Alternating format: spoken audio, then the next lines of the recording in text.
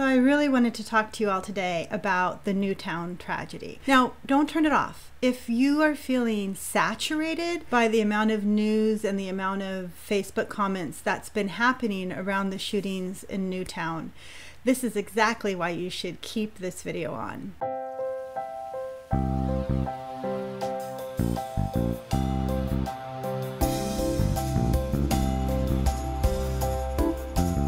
Whenever there's a deep cultural tragedy, we don't have tools as a society to deal with it. We kind of do a couple of things. First, we overindulge and we sort of do this self-punishing routine of watching the 24-hour news channel and listening to the story of the violence over and over and over again. In some ways, that helps us to feel the emotions around the tragedy.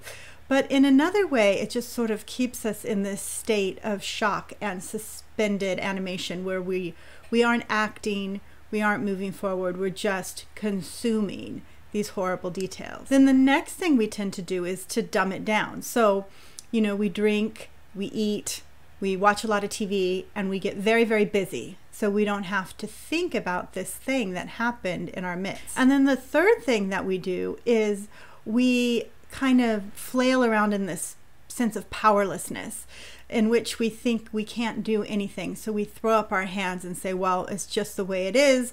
There's no way to change it. And it's just our horrible, broken world. And that's that. There's nothing to be done about it.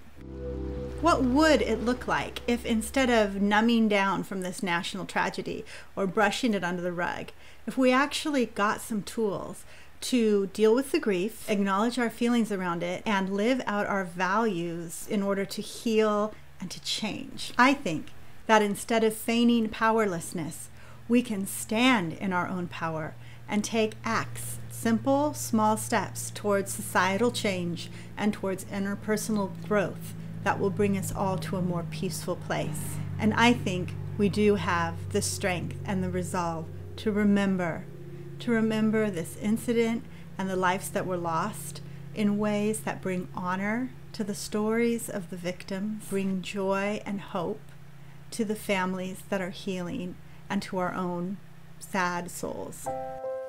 I think that our spiritual but not religious, Relig-ish community needs some pastoral care around the tragedy at Newtown. And so I'm creating a pastoral care program at magpiegirl.com that's absolutely free. It's just for you and me to grow and heal together. It's called 28 Days, Remember, Act, Heal.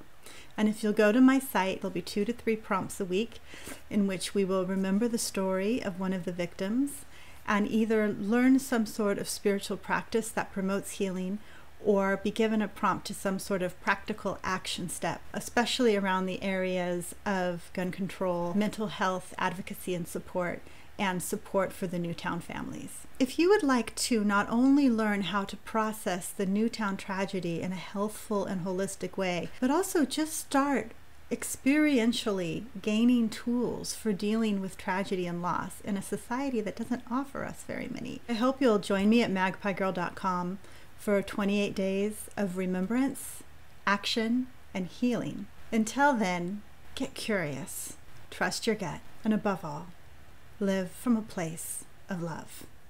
Amen? Amen.